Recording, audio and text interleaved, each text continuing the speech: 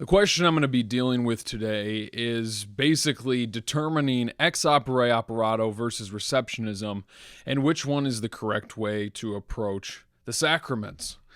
I'm going to be making a case for the ex opere operato approach, which most people immediately associate with Roman Catholicism. And rightfully so, Rome does teach that position. But I want to clarify why I think this is a very important position to hold to, and why receptionism is a faulty position to hold to. So for those of you who do not know what the terms refer to, simply put, ex opere operato insists that the efficacy of the sacraments is not dependent. The grace present within the sacraments, the grace that's given through the sacraments to an individual, is not determined by the faith of an individual or by the priest or whoever's offering the sacrament, whether or not they are in a state of grace. So basically, it's not dependent on the one administering the sacrament, on its efficacy, nor is it dependent on the faith of the individual receiving it. The grace of God is present, available, and there, and it's God who makes the sacrament a sacrament. It's God who makes the sacrament efficacious by His grace. It is not the individual at all. Contrast this with the receptionism view, and the receptionist says that the efficacy of the sacrament is dependent upon the reception of the person coming to it. So I'll give a very practical example with the Lord's Supper. Ex opere operato would say that if somebody approaches the Lord's Supper in an unworthy manner, somebody doesn't have faith, they could care less about it, but they're partaking anyways, ex opere operato would say that person is still truly receiving the body and blood of Christ.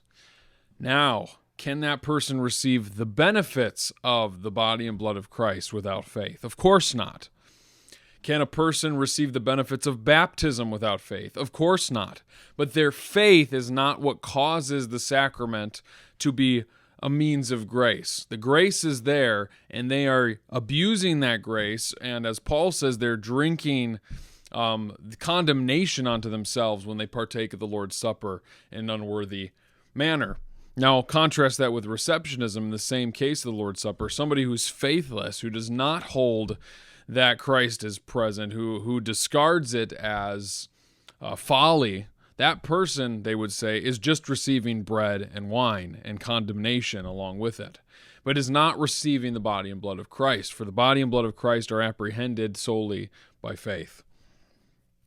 Now, the reason that I think this is faulty is because it makes the means of grace, baptism and the Lord's Supper being the prime examples of this, it makes the means of grace dependent on the human will. And I just really want to emphasize that because I think it's very important that we don't allow that theology to take over the way we view the sacraments. If it's dependent upon me, that the grace is there and present and available, then I'm going to be constantly analyzing whether or not my faith is in the right place, whether or not I'm truly genuine, in order to even be assured that I'm receiving it. You see what that does? It automatically places the emphasis on the person receiving the sacrament. The emphasis is on me and what I'm doing, rather than God and what God is doing. In the case of ex opere operato, it removes the person completely from the picture.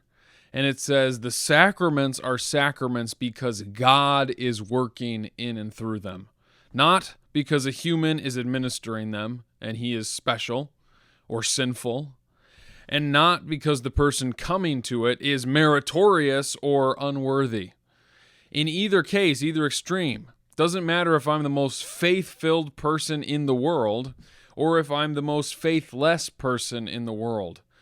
That does not make or break whether the sacrament is a sacrament. And so the idea here is that when we approach in faith, we are apprehending the benefits of the sacrament because the means of grace is received through faith, of course, but it's not our faith that brings the grace to bear. So I hope that makes sense, and I don't want this to be a very long video, but I do think it's important, especially me coming out of the Reformed tradition. I've noticed that most in the Reformed tradition would hold to a form of receptionism, which is basically the idea that our faith brings about the grace, rather than the grace is there and our faith apprehends it. And so even the Roman Catholic Church does not teach that the sacraments are efficacious without faith.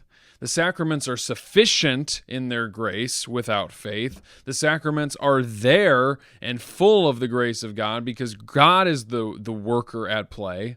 But nobody would say that we can apprehend God's grace without faith.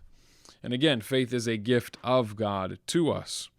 And so I think it's very important that as we approach the sacraments, we approach it with the right understanding that it is something God is doing, not something we are doing in any way, shape, or form. It's not dependent on me. It's not dependent on my attitude. Now, again, I'm not diminishing the importance for faith. I'm not telling people it doesn't matter, so just go take it however you want. Paul is clear with the Lord's Supper that if we receive in an unworthy manner, we're drinking condemnation on ourselves. But at the same time, Paul is not saying that we're drinking condemnation because we're not actually receiving the body and blood of Christ. For if we are truly receiving condemnation for misusing it, it's only because we have received the body and blood of Christ, but have received it in an unworthy manner. And so God is there and he is working. Baptism always has grace. Lord's Supper is always the body and blood of Christ for the people of God.